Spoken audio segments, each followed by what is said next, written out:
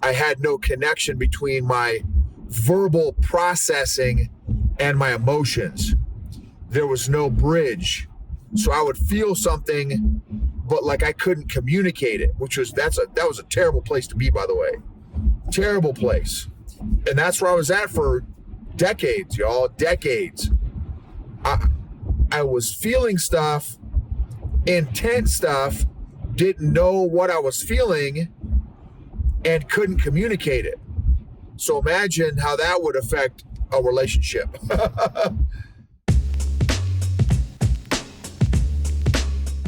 Welcome to the EQ Gangster podcast, where you will learn practical tools to grow your mental and emotional health and intelligence to be the best version of yourself, both at work and at home. It is real, raw, and transformational. The journey of emotional growth isn't easy, but it's worth it. I believe in you.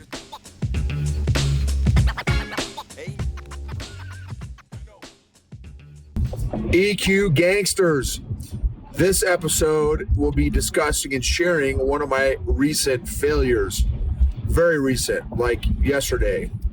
And a definite trend for me is, and trigger, is overwhelming. And one of my executives that I'm coaching, that I've been coaching now for a couple of years, 2 or 3 years now, 2.5 years, is also, he's a mix of I and D, kind of an even mix. I'm mostly I with a little bit of D. So that means influencer and then a little bit of dominant. The executive I was coaching today is influencer and dominant. And if you use the other model of personalities from Personality Plus, that is, I am mostly sanguine with a little bit of choleric. He's like a 50-50 split of sanguine choleric. So, and what through conversation and discussion with him, he as an I, he responds very similarly to the emotion of being overwhelmed, very similar to the way I do, and we shut down. So a few days ago, there were a few big giant emotional rocks that all landed on my plate kind of at the same time. And how did I respond? Now, I wasn't aware that I was responding this way right away, but how I responded was one of my old emotional coping mechanisms, which was to completely emotionally withdraw into my emotional man cave, if you will. And which is a trigger to my wife, because in the past, when I would do that behavior, something was wrong, and something was wrong, recently. And so for her, where she would go, her narrative, her story was, when I go into my emotional cave, oh, Noble's mad at me for some reason. There's something he's upset about, unhappy with, angry about. And she'd be like, oh, snap, here we go, right, kind of thing. And so 2 or 3 days into me feeling overwhelmed and me just totally being emotionally withdrawn, which makes me emotionally unavailable for my wife and daughter, which obviously is not healthy. She's like, hey, Noble, what's up? Like, it's been a couple of days and you kind of been withdrawn. And I snap at her. And I snap at her. I took it like as a personal attack, basically. And so for me, what I did was, I'm like, so I snapped, she stomped off, went to bed, and now I'm like double upset because, number one, I got all these big giant rocks I'm trying to process, plus I just upset my wife.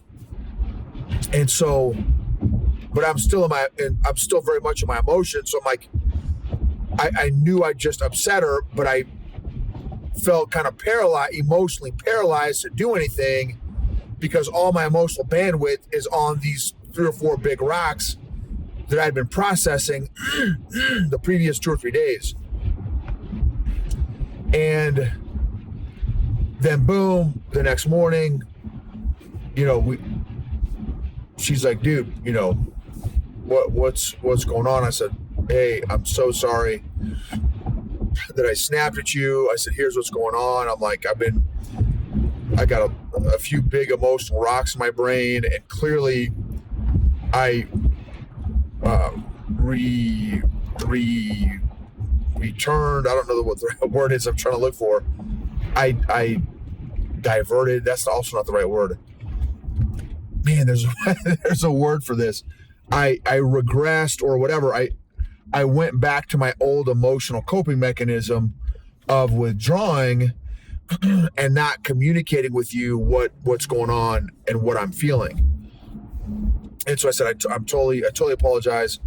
I'm sure that activated one of your triggers from our past because of me and my emotional immaturity for most of our marriage, that when I would withdraw, you would go into kind of emotional eggshells, walking on emotional eggshells because something was wrong with me and I couldn't communicate it because I was emotionally paralyzed and I had no connection between my verbal processing and my emotions. There was no bridge. So I would feel something, but like I couldn't communicate it, that was a terrible place to be, by the way. Terrible place. And that's where I was at for decades, y'all. Decades. I was feeling stuff, intense stuff, didn't know what I was feeling, and couldn't communicate it. So imagine how that would affect a relationship. Yeah, that was brutal. So thank God, right? One of the steps of growing your emotional intelligence is growing your emotional vocabulary.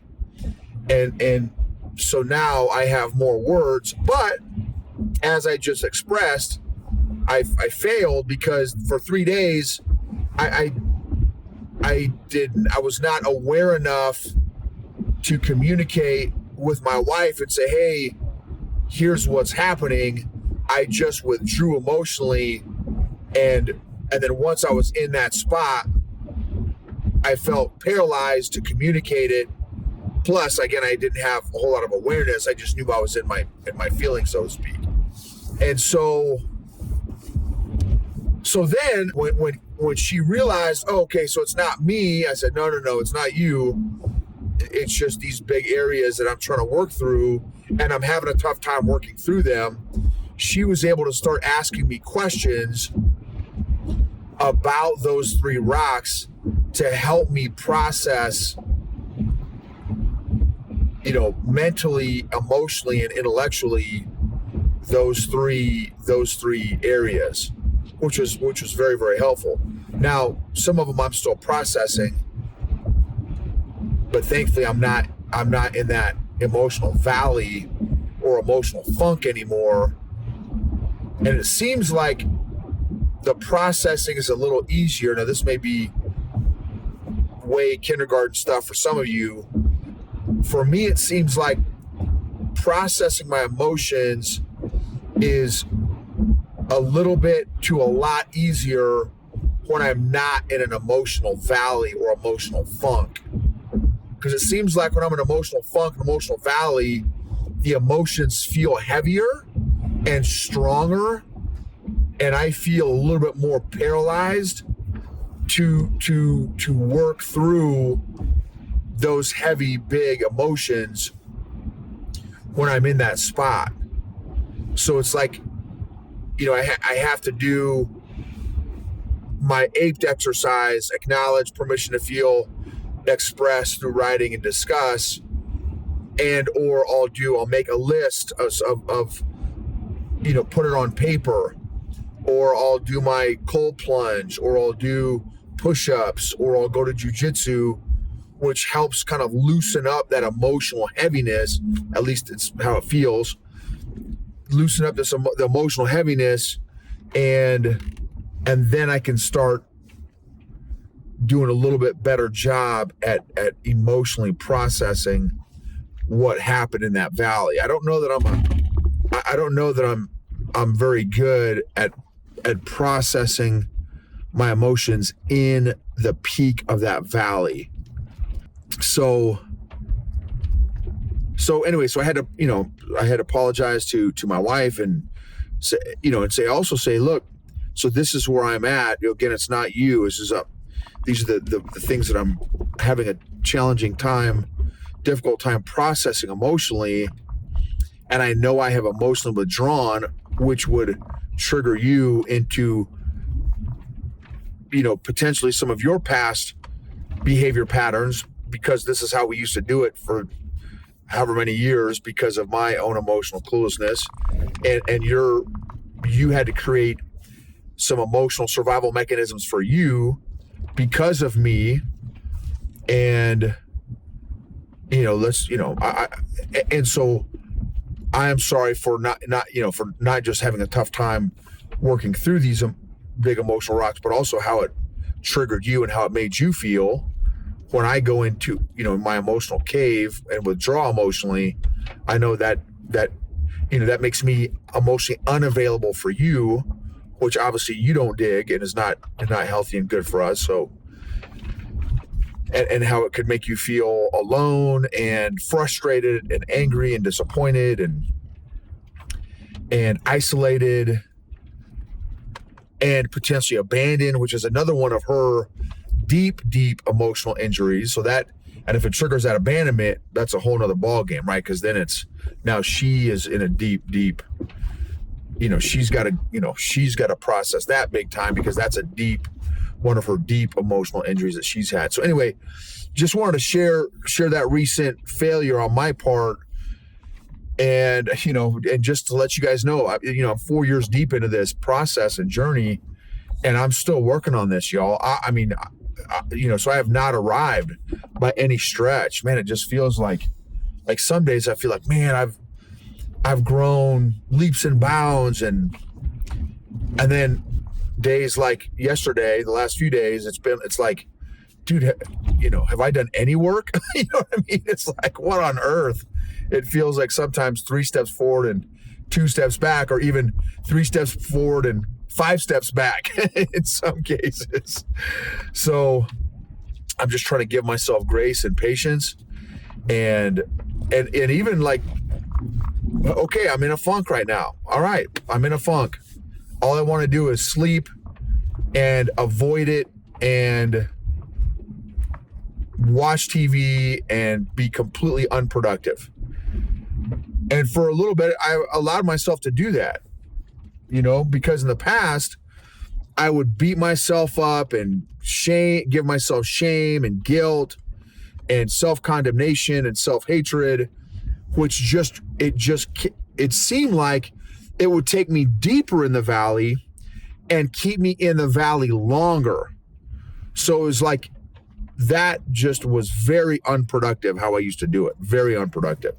So I'm trying to okay, yep, I got it.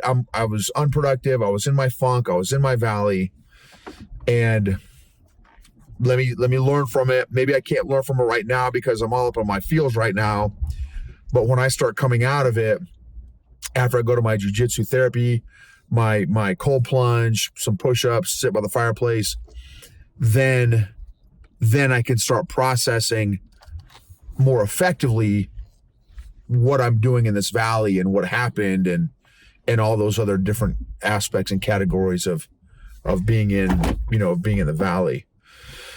So thankful for you all. If you want to check out our emotional fitness program and be a part of our emotional fitness gym, check out the EQ Mafia. Go to eqgangster.com and you can find the tab that's talking about the EQ Mafia.